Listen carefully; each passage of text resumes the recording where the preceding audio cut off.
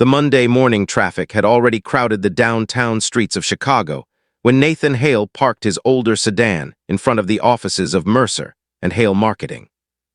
Before leaving home, he had fixed breakfast, packed a lunch, and walked his 8-year-old daughter Emma to the school bus stop. 3 years after his wife's death, every duty fell on him alone. Despite restless nights and constant expenses, Nathan never voiced a complaint. He held firmly that honest work and a brighter future for Emma mattered above all else. He reached the office a few minutes ahead of schedule, exchanged a friendly greeting with the security guard, and turned at once to finishing the final slides for a major client presentation. Inside the firm, everyone recognized Nathan as the quiet problem solver who expected no praise. When deadlines grew impossible, he remained after hours to help colleagues complete their tasks. His contributions had helped the company land several important contracts, yet he never claimed credit while others chased promotions. Nathan cared only about performing his work with care. His department supervisor, Rebecca Shaw, viewed matters differently. She regarded employees who had families as distractions and regularly criticized Nathan for departing precisely on time to collect his daughter from after-school care. She overlooked the many evenings he continued working from home to finish every assignment. That same morning, the office hummed with unusual energy. Senior leadership was expected, so staff hurried to organize reports and refine presentations. Nathan spotted a minor formatting mistake in a client document, corrected it at once, and sent the revised file. Moments later, Rebecca strode to his desk holding the earlier draft. Without inquiry, she publicly charged him with carelessness and lack of professionalism. Conversation across the floor ceased as coworkers watched in uneasy silence. Nathan calmly tried to explain that the corrected version had already been delivered, but Rebecca refused to hear him. Determined to assert control, she announced that a person with split attention had no future in the firm. Before the entire department, she dismissed Nathan and ordered him to clear his desk at once. Nathan calmly placed his family photograph, coffee cup, and notebook into a small cardboard box. He thanked his astonished colleagues for their friendship, wished them well, and walked to the elevator with quiet composure. Unaware that the company president had just arrived upstairs and was about to pose a single unexpected question that would alter everything.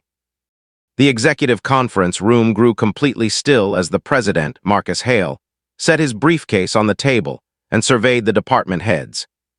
His gaze moved across the room before he asked, "Where is Nathan Hale?" No one replied. Rebecca then forced a confident smile and answered, "I dismissed him this morning. He made another error, and I decided it was time to release him."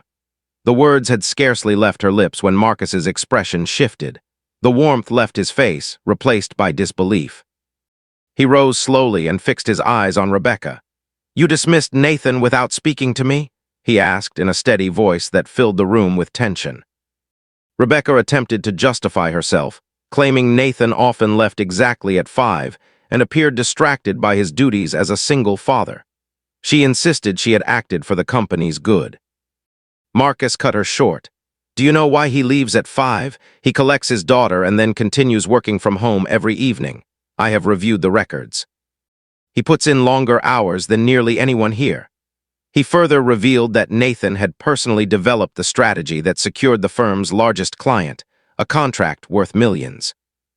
The executives exchanged startled looks, realizing they had undervalued the quiet worker who never sought notice.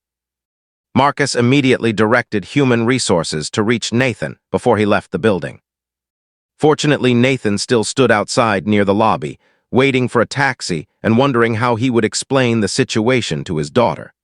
A receptionist hurried out and asked him to return upstairs. Confused yet respectful, Nathan followed her back into the conference room.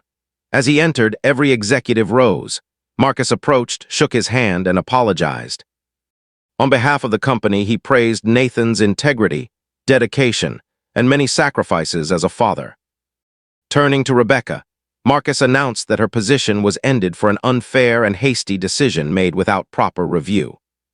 He then offered Nathan the role of senior project director, together with a substantial raise and flexible hours so he could continue caring for Emma. Applause filled the room as Nathan accepted with quiet gratitude. That evening he held his daughter close and smiled, knowing that kindness, steady effort, and honest work had at last received the recognition they deserved.